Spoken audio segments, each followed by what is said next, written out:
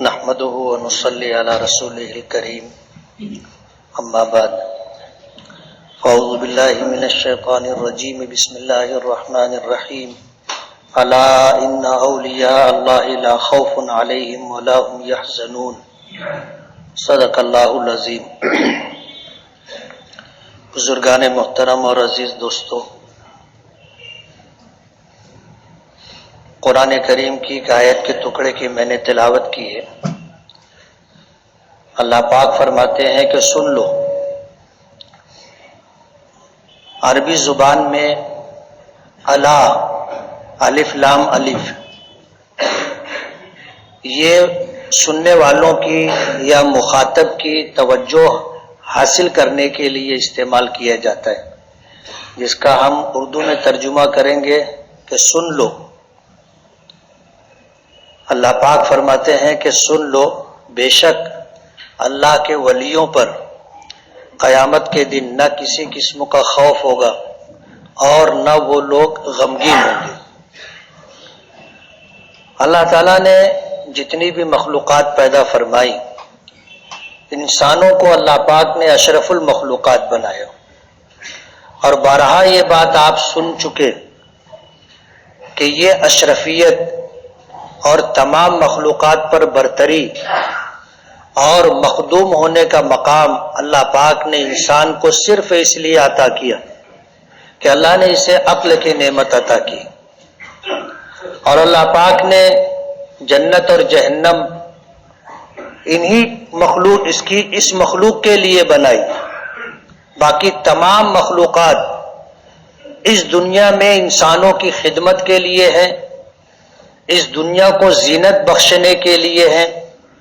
ان کا کام انسانوں کی خدمت کرنا اور اپنی نسل کو بڑھانا، بس۔ کل قیامت کے دن اللہ پاک ان کو مٹی بنا دیں گے، نہ ان کا ٹھکانہ جنت ہے نہ ان کا ٹھکانہ جہنم ہے۔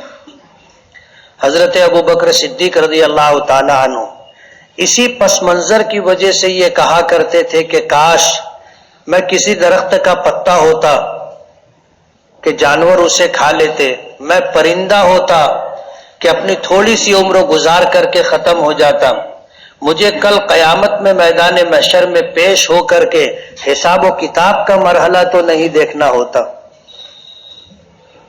تو جنت اور جہنم اللہ پاک نے انسانوں کے لیے بنائی،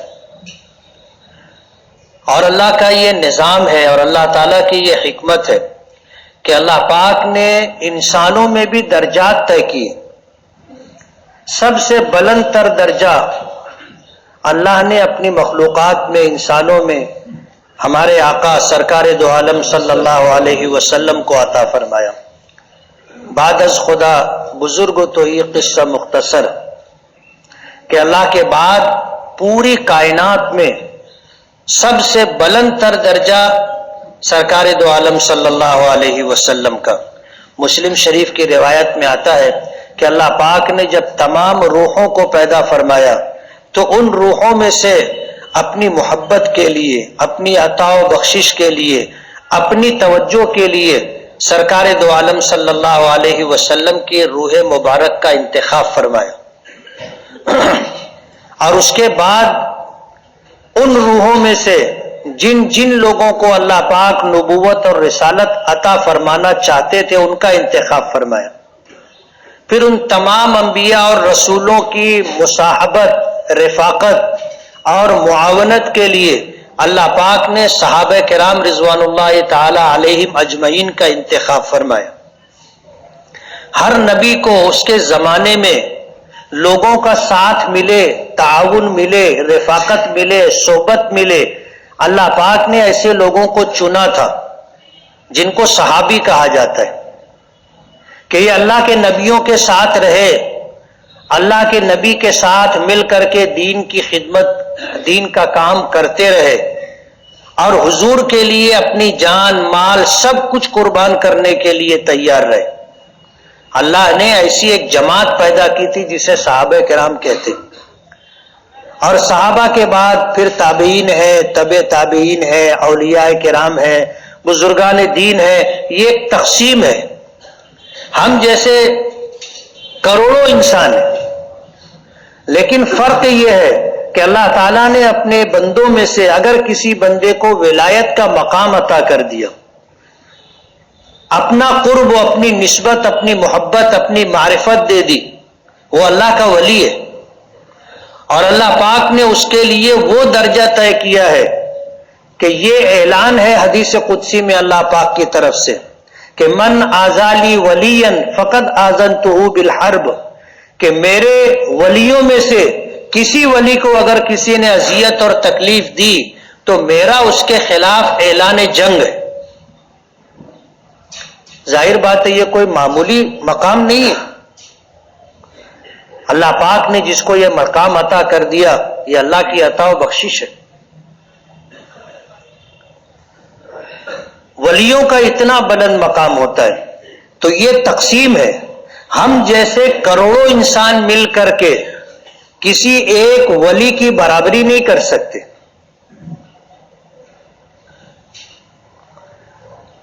علماء اہل سنت والجماعت نے یہ بات کتابوں میں لکھی ہے کہ ہم جیسے کروڑوں انسان مل کر کے اللہ کے کسی ایک ولی کے مقام تک نہیں پہنچ سکتے، اور ایسے کروڑوں ولی مل کر کے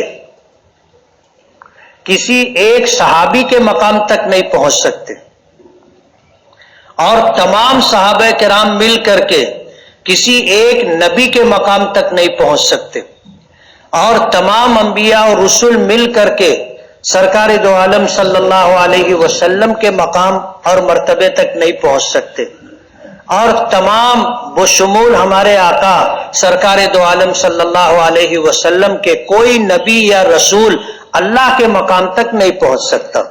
یہ تقسیم ہے اور یہ درجہ بندی ہے۔ اگر ایک ولی کے لیے اللہ پاک کی طرف سے یہ اعلان ہے کہ اگر میرے ولیوں میں سے کسی ولی کو کسی نے تکلیف دی تو اس کے خلاف میرا اعلان جنگ ہے، آپ اندازہ کرو کہ پھر صحابہ کا کیا مقام ہوگا، اور انبیاء کرام علیہم الصلاۃ والسلام کا کیا مقام ہوگا، اور خود سرکار دو عالم صلی اللہ علیہ وسلم کا کیا مقام و مرتبہ ہوگا۔ ہم اندازہ نہیں کر سکتے، ہماری سوچ، ہماری سمجھ بہت محدود ہے۔ اللہ پاک نے اس دنیا کا نظام چلانے کے لیے ایک غیبی نظام قائم کیا ہے جو ہمیں نظر نہیں آتا، جو ہمیں نظر نہیں آتا، لیکن اللہ کا غیبی نظام ہے، اور اسی غیبی نظام کے تحت اس پوری کائنات کا نظام چلتا ہے۔ کوئی کام خود بخود ہوتا ہے؟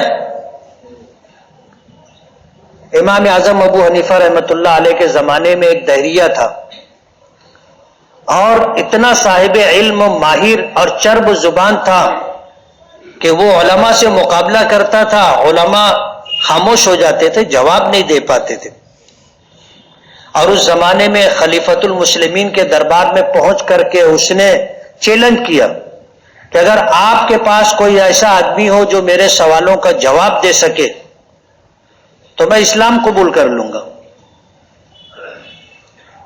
وہ دہریہ تھا اور بحث اس پر کرتا تھا کہ اللہ ہے، کیا دلیل ہے آپ کے پاس، اور جو دلائل دیے جاتے تھے ان دلائل کے اس کے پاس جوابات تھے۔ اس زمانے میں سب سے بڑے عالم امام اعظم ابو حنیفہ رحمۃ اللہ علیہ تھے۔ خلیفۃ المسلمین نے بلا کر کے ان کے سامنے بات رکھی، انہوں نے قبول کیا، اور بحث و مباحثے کے لیے، مناظرے کے لیے ایک دن اور وقت جگہ طے ہو گئی۔ اب ظاہر بات ہے وہ دربار سجا تھا، لوگ بے تحاشا آئے ہوئے تھے، کھچا کھچ بھرا ہوا تھا، اور وہ آ کر کے مناظر آ گیا دہریہ، امام اعظم ابو حنیفہ رحمۃ اللہ علیہ وقت پر نہیں پہنچ پائے۔ انتظار ہوتا رہا حتیٰ کہ وہ شخص کہنے لگا کہ میرے سوالوں کا کسی کے پاس جواب نہیں ہے، تمہارا اتنا بڑا عالم نہیں آ رہا ہے۔ لوگ بدگمان ہونے لگے تو امام اعظم ابو حنیفہ رحمۃ اللہ علیہ تشریف لائے۔ آنے کے بعد کہنے لگے کہ میں آ رہا تھا گھر سے نکلا، آنے میں تاخیر کی وجہ یہ بتائی کہ اچانک ایک دریا وجود میں آیا اور وہ بہنے لگا.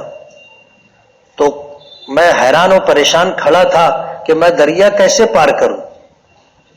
کہ ایک درخت تھا، وہ درخت کٹا، اس کے تختے کٹے، وہ تختے خود بخود جڑنے لگے، پھر ایک کشتی بن گئی، پھر میں کشتی پر بیٹھا اور دریا پار کیا اور میں پھر آیا، اس لیے مجھ کو آنے میں دیر ہو گئی. تو اس دریا نے کہا کہ تمہارے اس عالم کا دماغ خراب ہو گیا. تو انہوں نے پوچھا کہ آپ یہ بات کیسے کہہ رہے ہو؟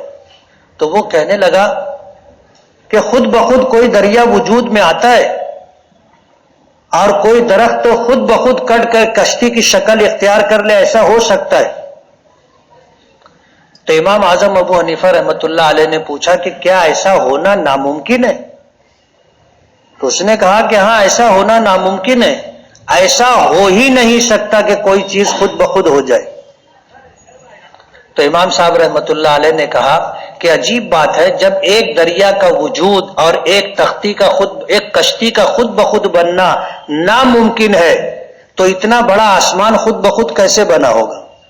اتنی بڑی زمین خود بخود کیسے بنی ہوگی؟ لاکھوں دریا خود بخود کیسے وجود میں آئے ہوں گے؟ سورج ہے، چاند ہے، ستارے ہیں، خود بخود کیسے وجود میں آئیں گے؟ یہ پوری کائنات کا جو نظام چل رہا ہے خود بخود تو نہیں ہوگا، کوئی تو ہوگا جو اس کو چلانے والا ہوگا. جو چلانے والا ہے وہی اللہ ہے. جو یہ پوری کائنات کا نظام چلانے والا ہے وہ اللہ ہے. اس نے غیبی نظام بنا کر کے رکھا ہے. ایک بیج زمین میں ڈالا جاتا ہے، انسان کی پہنچ کہاں تک ہے؟ زمین کو نرم کرتا ہے، بیج کو زمین میں ڈالتا ہے، زمین برابر کرتا ہے، اسے پانی دیتا ہے. اس کے علاوہ انسان کچھ اور کرتا ہے؟ اس بیج میں سے کوپل کا نکلنا، پھر اس نرم نازک کوپل زمین چیر کر کے باہر نکلتی ہے، اتنی کمزور ہوتی ہے کہ آپ ایسے انگلی رکھ دو گے تو ٹوٹ جائے گی. مگر اس میں قدرت نے اتنی طاقت رکھی ہے کہ وہ اتنی نرم و نازک کوپل زمین پھاڑ کر کے باہر نکلتی. پھر اس پہ پتے آتے ہیں، پھر ایک وقت آتا ہے پھول لگتے ہیں، پھر پھل لگتے ہیں، غلات لگتے ہیں، سب کچھ ہوتا ہے. کون کرتا ہے؟ کوئی تو ہے کرنے والا. بغیر کیے کچھ نہیں ہوتا، کرنے والی ذات اللہ کی ہے. اللہ نے اس کائنات کے نظام کو چلانے کے لیے ایک غیبی نظام قائم فرمایا ہے جو ہم لوگوں کو دکھائی نہیں دیتا اور ہم لوگوں کو سمجھ میں بھی نہیں آتا. سمجھ میں بھی نہیں آتا. شیخ عبدالعزیز محدث دہلوی رحمۃ اللہ علیہ، شاہ ولی اللہ محدث دہلوی رحمۃ اللہ علیہ کے صاحبزادے تھے، اور دلی میں شاہ ولی اللہ کا مزار ہے، شاہ عبدالعزیز کا مزار ہے، شاہ محمد اسحاق کا مزار ہے. یہ وہ لوگ ہیں جو ہندوستان میں علم و حدیث لے کر کے آئے تھے. آج بخاری ہے، مسلم ہے، ترمذی ہے، ابو داؤد ہے، نسائی ہے، اور حدیث کی دوسری کتابیں ہندوستان میں لانے والے کون؟ کبھی آپ نے تاریخ پڑھی کہ یہ علوم، یہ حدیث کا علم ہندوستان میں کون لایا؟ کہاں سے آیا؟ کیسے آیا؟ علم و حدیث لانے والے شاہ ولی اللہ محدث دہلوی رحمۃ اللہ علیہ. انہوں نے حرمین شریفین کا، بغداد کا، مصر کا، عراق کا، نہ معلوم کتنے مقامات کا سفر کیا اور وہاں سے محدثین سے علم و حدیث حاصل کی اور لے کر کے ہندوستان آئے. ان کے صاحبزادے شاہ عبدالعزیز محدث دہلوی رحمۃ اللہ علیہ، ان کا ایک خادم تھا. وہ خادم ان سے پوچھنے لگا کہ آپ سے بارہا یہ بات سنی ہے کہ اللہ تعالیٰ کا ایک غیبی نظام ہے، چلتا کیسے؟ چلاتا کون ہے؟ اب ظاہر بات ہے جو چیز غائب ہو تو ہمیں دکھائی کیسے دے گی؟ غیبی نظام کے ہونے کا مطلب یہ ہے کہ اللہ کا ایک نظام ہے، وہ غائب ہے، ہمیں دکھائی نہیں دیتا. اس کو چلانے والے، سنبھالنے والے، دیکھنے والے کون لوگ ہیں ہمیں نہیں معلوم. اب وہ خادم تھا، شاہ عبدالعزیز محدث دہلوی رحمۃ اللہ علیہ کے سر ہو گیا کہ آپ مجھے بتاؤ اس وقت دلی کا نظام بہت ڈھیلا ڈھالا ہے، آج دلی میں کون شخص ہے جو اس کا ذمہ دار ہے؟ تو انہوں نے کہا کہ آپ دلی کی جامع مسجد چلے جاؤ اور جب اس کی مشرقی سمت کی سیڑھیوں سے نیچے اترو گے تو دیکھو گے کہ ایک بوڑھا شخص تربوز بیچ رہا ہوگا، دلی کا نظام اس کے ہاتھ میں۔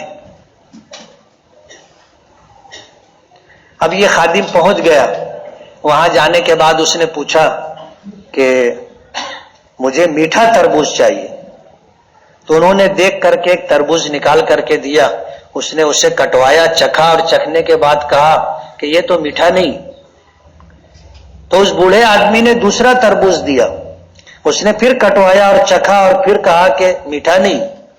تو انہوں نے تیسرا تربوز دیا، اور تیسرا تربوز دینے کے بعد جب اس نے پھر کہا کہ میں جیسا میٹھا چاہتا ہوں ویسا میٹھا نہیں ہے، تو اس بوڑھے آدمی نے معذرت کر لی کہ اب کون سا تربوز میٹھا ہے نہیں ہے میں نہیں بتا سکتا، معذرت کر لی۔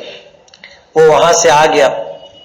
آنے کے کچھ دنوں کے بعد پھر دلی کے حالات بہت ٹھیک ٹھاک ہو گئے، تو پھر اس نے حضرت سے پوچھا کہ حضرت دلی کا نظام تو بہت ٹھیک ٹھاک ہو گیا ہے، تو کہنے لگے کہ ذمہ دار بدل گئے۔ کہا کہ اب وہ کون ہے؟ تو کہنے لگے کہ تم جاؤ گے تو دلی کی شمالی سمت کی جو سیڑھیاں اترتی ہے آپ کو ایک شخص نظر آئے گا جو مشکیزہ لٹکائے ہوگا، سقہ جس کو کہتے ہیں، اور لوگوں کو پانی پلاتا ہوگا، کہ جو لوگ پانی پینا چاہتے ہیں وہ جاتے ہیں تو وہ پانی چالو کرتا ہے، آدمی ہاتھ دھوتا ہے اور اس طرح وہ پانی ڈالتا ہے، آدمی پانی پیتا ہے۔ کہا کہ وہ سقہ جو ہے وہ اس وقت دلی کا نظام اس کے ہاتھ میں۔ اب یہ پہنچ گیا، جانے کے بعد اس نے پانی پینا چاہا تو اس نے پانی ڈالنا شروع کیا، تو اس نے ہاتھ دھویا اور ہاتھ رکھتے ہوئے اس نے ایسے کیا تو ہاتھ ہٹ گیا، پانی نیچے گرنے لگا۔ تو اس نے کہا کہ سیدھے پانی پیو، اور پھر اس نے دوبارہ ہاتھ دیا اور پھر اس طرح، تو ہاتھ ہٹ گیا۔ دوسری مرتبہ ہاتھ ہٹا تو اس نے اتنا بھرپور تماشا دیا اس کو، اور یہ کہا کہ وہ بوڑھے آدمی جس نے تم کو میرا پتہ دیا ہے اس کو جا کر کے کہہ دینا کہ اگر آئندہ کسی کے لیے میری نشاندہی کی تو تمہاری ولایت سلب کر لی جائے گی۔ دلی کا نظام ٹھیک ٹھاک ہو گیا، سخت آدمی آ گیا تھا، تو اللہ پاک کی طرف سے ایک نظام ہوتا ہے۔ ہم لوگ کہتے ہیں کہ فلاں شخص ابدال ہے، سنا ہے کہ نہیں؟ یہ وہ لوگ ہوتے ہیں جو غیبی نظام کو دیکھنے والے لوگ ہوتے ہیں، جن کو ابدال کہا جاتا ہے۔ ان کے اوپر جن کا درجہ ہوتا ہے ان کو قطب کہا جاتا ہے، اس کے اوپر جن کا درجہ ہوتا ہے ان کو غوث کہا جاتا ہے۔ شیخ عبد القادر جیلانی رحمۃ اللہ علیہ کے نام کے ساتھ غوث کا لفظ آتا ہے، ہم لوگ احترام میں غوث پاک کہتے ہیں۔ غیبی نظام اللہ پاک کا ہے اور اللہ اپنے ان بندوں کے ذریعے سے چلاتے ہیں۔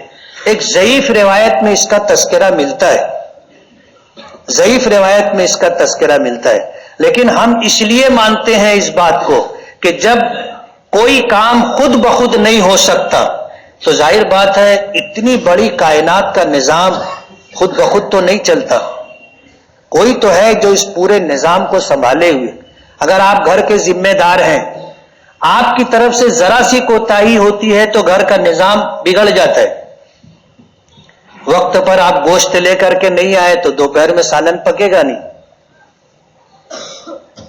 آپ گیہوں چکی پر رکھ کر کے آئے، وقت پر آٹا لے کر کے نہیں آئے تو وقت پر روٹی آپ کو پک کر کے نہیں ملے گی۔ یہ ایک نظام، اور اس نظام میں کہیں جھول آیا تو پھر حالات خراب ہو جاتے، نظام درہم برہم ہو جاتا ہے۔ تو اللہ پاک کی طرف سے یہ نظام ہے۔ شیخ عبد القادر جیلانی رحمۃ اللہ علیہ کو غوث کا مقام ملا تھا، 5ویں صدی ہجری کے ہیں، 470 ہجری میں پیدائش ہوئی تھی. پیدا ہوئے تو یتیم تھے، پیدا ہوئے تو یتیم تھے. اور عجیب بات ہے، دنیا میں تاریخ میں جتنے بڑے بڑے لوگوں کا نام آپ کو معلوم ہوگا، آپ تحقیق کرو گے تو وہ یتیم نکلیں گے. سرکار دو عالم صلی اللہ علیہ وسلم یتیم تھے. اس سے بڑی مثال تو نہیں دی جا سکتی. پھر آپ دیکھو ترتیب سے اگر دیکھے جاؤ گے، خواجہ معین الدین چشتی اجمیری یتیم تھے، شیخ عبد القادر جیلانی یتیم تھے، امام غزالی یتیم تھے، جنید بغدادی یتیم تھے، بایزید بستامی بس یتیم تھے، اور امام بخاری، امام مسلم، امام نسائی، امام ابو داؤد، امام ترمذی، ابن ماجہ سب یتیم تھے. اللہ کا ایک نظام ہے. یعنی آپ اگر تاریخ پڑھو گے تو حیرت ہوگی کہ جن لوگوں نے دنیا میں انسانیت کی خدمت کی اور اپنا مقام و مرتبہ بنایا، اللہ پاک نے تربیت کا نظام قائم کیا تھا، باپ کا سایہ سر پر نہیں تھا. اور آج کے زمانے میں دنیا اس بات کو جانتی ہے اور مانتی ہے کہ اگر باپ نہ ہو تو بچے بھی صحیح معنوں میں بن نہیں پاتے، ان کا مستقبل تاریک ہو جاتا ہے. ماں کی محبت اور باپ کی سختی سے ہی بچوں کا مستقبل سنورتا ہے.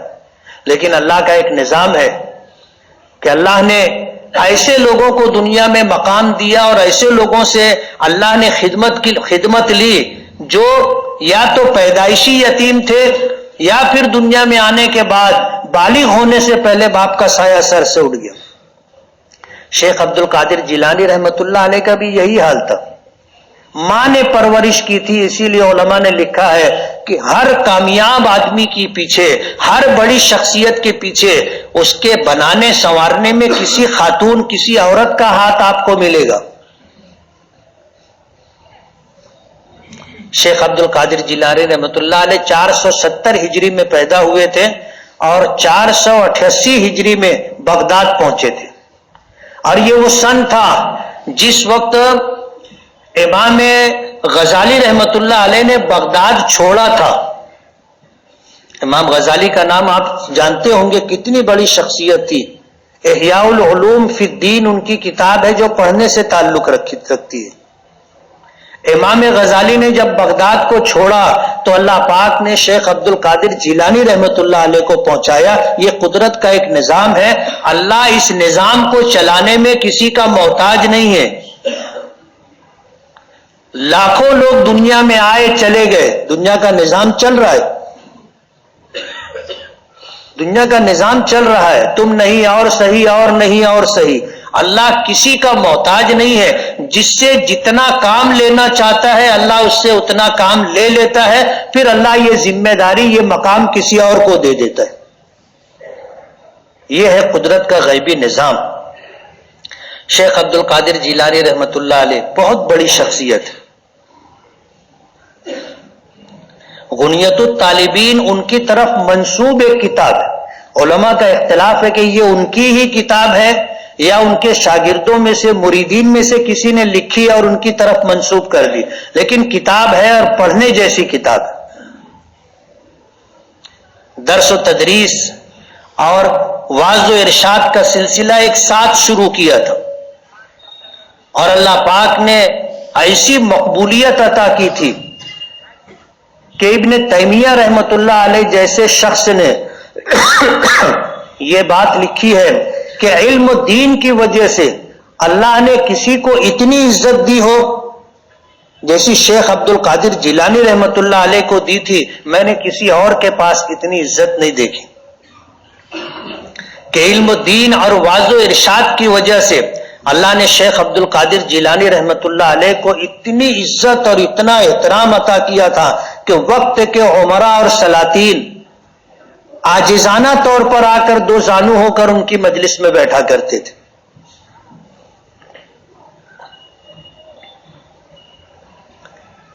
اللہ کے ولیوں کا ایک سلسلہ رہا، آج بھی ہے اور ہر زمانے میں رہیں گے. آج کچھ لوگ کہتے ہیں کہ کوئی ملتا نہیں ہے.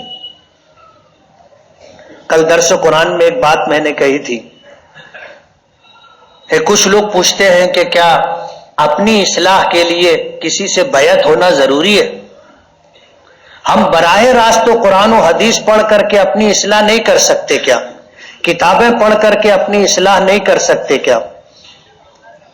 اب ظاہر بات ہے وہ آدمی ایسا تھا جس کے پاس دینی علم نہیں تھا، اس کو سمجھانا کیسے سمجھایا جائے، میں نے اس کو سمجھانے کی کوشش کی اور اس سے میں نے کہا کہ مجھے ایک بات بتاؤ، اللہ پاک کو اس پر قدرت تھی یا نہیں کہ جیسے حضرت موسیٰ علیہ السلام کو اللہ نے کوہ طور پر توریت عطا کی تھی، لکھی لکھائی، تو اللہ کو یہ قدرت تھی کہ نہیں کہ قرآن کریم لکھا لکھایا آسمان سے نازل کر دیا جاتا، زمین پر اتار دیا جاتا اور پوری دنیا میں یہ آواز دے دی جاتی کہ ہم نے اپنی کتاب اتاری ہے، اس کتاب کو پڑھو، سمجھو اور اس کے مطابق عمل کرو؟ ایسا اللہ کے لیے ممکن تھا یا نہیں؟ کہنے لگے اللہ کے لیے ممکن تھا۔ میں نے کہا پھر کیا وجہ ہے کہ اللہ پاک نے انسانوں کی اصلاح کے لیے اپنا پیغام اپنے بندوں تک پہنچانے کے لیے کیوں رسولوں کو بھیجا؟ حضرت آدم آئے، حضرت نوح آئے، حضرت ہود آئے، حضرت صالح آئے، حضرت لوط آئے، ابراہیم، اسماعیل، موسیٰ، عیسیٰ، یوسف، یعقوب، اسحاق اور آخر میں سرکار دو عالم صلی اللہ علیہ وسلم تشریف لائے۔ اللہ نے یہ سلسلہ کیوں قائم کیا؟ اگر اللہ کی کتاب کو براہ راست سمجھنا ہمارے لیے ممکن ہوتا تو اللہ اپنے نبی کو دھکا کھانے کے لیے دنیا میں نہیں بھیجتے۔ مکے کی 13 سالہ زندگی انتہائی مظلومانہ زندگی ہے، حضور کو کہنا پڑا اوذیت فی اللہ ما لم یوزع احد من قبل، کہ اس راستے میں جتنا مجھے ستایا گیا مجھ سے پہلے کسی کو اتنی تکلیف نہیں دی گئی۔ کیا وجہ تھی کہ اپنے محبوب کو بھیجا؟ میں نے کہا علماء نے لکھا ہے کہ اصلاح کے لیے اگر اللہ کی کتاب ضروری ہے تو اللہ کی طرف سے آئے ہوئے بندے بھی ضروری ہیں، رجال اللہ بھی ضروری ہے کہ اللہ کے کچھ بندے ہوتے ہیں جن کی ذریعے سے اصلاح ہوتی ہے۔ اس لیے صحابہ نے حضور کے ہاتھ پر بیعت کی تھی، تابعین نے صحابہ کے ہاتھ پر، تبع تابعین نے تابعین کے ہاتھ پر، وہ سلسلہ چلا آ رہا ہے۔ اور آج بھی اولیاء کرام، بزرگان دین، شیخ طریقت، سلوک و نسبت کی راہ میں چلنے والے افراد ایسے موجود ہیں جن کے ہاتھ میں ہاتھ دے کر کے چند لمحوں کے لیے آدمی بیٹھتا ہے، کچھ باتوں کا وعدہ کرتا ہے کہ میں شرک نہیں کروں گا، کفر نہیں کروں گا، زنا نہیں کروں گا، اور پھر میں کوئی ایسا کبیرہ گناہ کا ارتکاب نہیں کروں گا، اللہ کے حکموں کی، سرکار کی سنتوں کی تعمیل کروں گا۔ چند باتوں کا وعدہ ہوتا ہے اور کچھ پڑھنے کے لیے صبح و شام کا ورد دیا جاتا ہے، لیکن اتنے میں تبدیلی آ جاتی ہے نا آدمی میں۔ میں نے بہت دنوں پہلے یہ بات کہی تھی کہ نظر لگتی ہے نا، لیکن ہم لوگ ایسا سمجھتے ہیں کہ پیڑ دکھنے لگا، سر دکھنے لگا، بخار آ گیا تو کسی کی نظر لگ گئی، یعنی نظر بد کو ہم مانتے ہیں۔ اور حضور نے فرمایا ہے العین حق، نظر کا لگ جانا حق ہے، سچ ہے، نظر لگتی ہے۔ علماء نے لکھا ہے کہ اگر نظر لگتی ہے اور ہم میں بری تبدیلی آتی ہے تو ہم کہتے ہیں نظر لگ گئی، تو کسی کی نظر خراب ہوتی ہے وہ لگ جاتی ہے، لوگوں کی اچھی نظر بھی تو ہوتی ہے،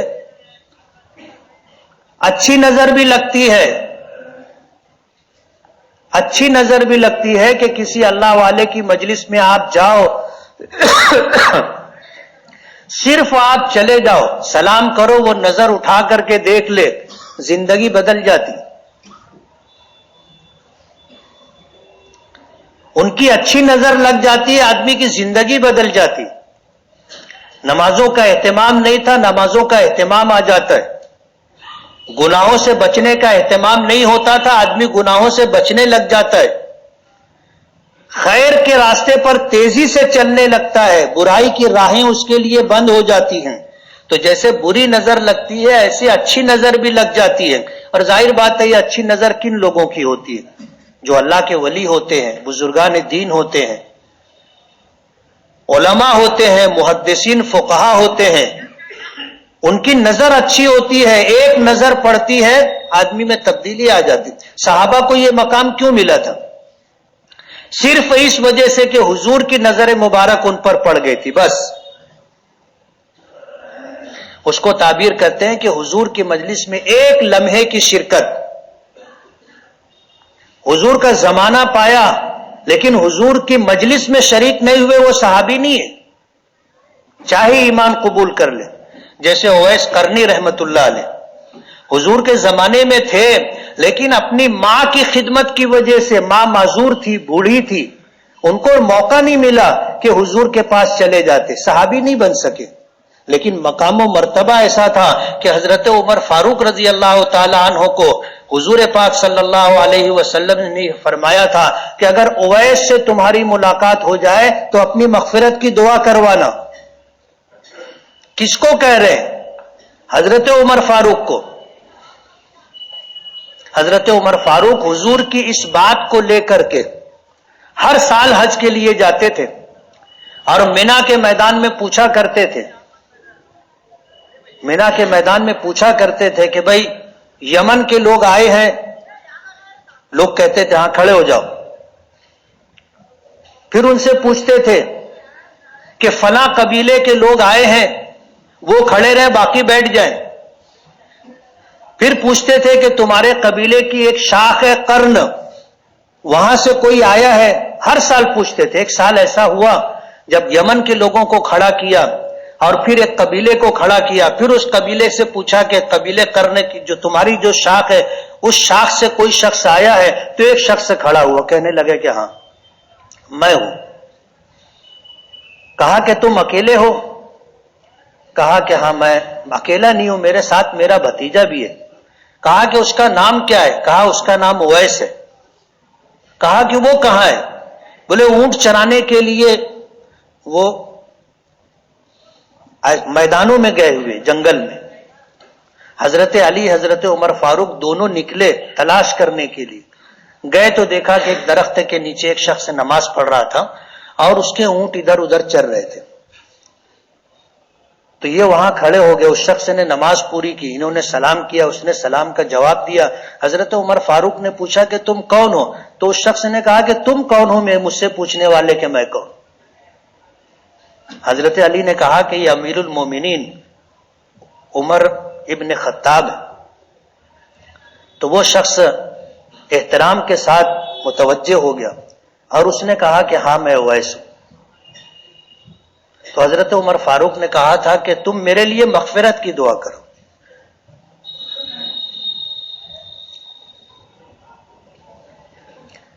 اپنے لیے مغفرت کی دعا کروائی اور یہ بتایا کہ یہ تاکید مجھے سرکار دو عالم صلی اللہ علیہ وسلم نے کی، لیکن صحابی نہیں تھے اس لیے کہ حضور کو دیکھ نہیں سکے تھے۔ حضور کی ایک نظر پڑ جائے تو آدمی صحابی ہو جائے، صحابہ کی ایک نظر کسی پہ پڑی وہ تابعی، یہ سلسلہ ہے۔ اس لیے اپنی اصلاح کے لیے اللہ کے کسی ولی کی رفاقت، ان سے بیعت ہونا ضروری ہے۔ ہمارے شہر میں یہ مزاج نہیں تھا اور ماضی میں علماء بھی اس کی مخالفت کیا کرتے تھے، لیکن یہ سلسلہ الحمدللہ ہمارے یہاں اب آہستہ آہستہ عام ہو رہا ہے، لوگوں تک یہ فیض بزرگان دین کا پہنچ رہا ہے۔ اس لیے اللہ کے ولیوں سے تعلق اور محبت آدمی کی دنیا اور آخرت دونوں بنا دیتا ہے۔ ایسے نیک لوگوں کو تلاش کرنا چاہیے، ان سے ملاقات کرنا چاہیے، ان کی مجلسوں میں شریک ہونا چاہیے، موقع ملے اپنے لیے دعا کروانی چاہیے، جیسے حضرت عمر فاروق نے اویس قرنی سے اپنے لیے مغفرت کی دعا کروائی تھی۔ شیخ عبد القادر جیلانی رحمت اللہ علیہ کا ابھی انہی مہینوں میں جو ہے آپ کی آمد ہوئی تھی، اسی نسبت سے جو ہے کچھ پروگرام بھی لوگوں کے ہوتے ہیں۔ مجھے جو بات عرض کرنی ہے وہ یہ کہ ان اللہ والوں سے نسبت، تعلق، محبت کا رشتہ ہونا چاہیے، اور ہمارے شہر میں اگر کوئی اللہ کا ولی، کوئی نیک شخص، کوئی بزرگ آئے، تھوڑا وقت نکال کر کے جانا چاہیے، ملاقات کرنی چاہیے۔ ضروری نہیں ہے کہ بات چیت ہو، آپ گئے، اگر ان کی ایک نظر بھی پڑ گئی تو ہمیں ان کی نظر لگ گئی تو ہماری دنیا اور آخرت بن جائے گی۔ اللہ تعالی ہمیں عقل سلیم اور فہم سلیم عطا فرمائے۔ وآخر دعوانا ان الحمد للہ رب العالمین۔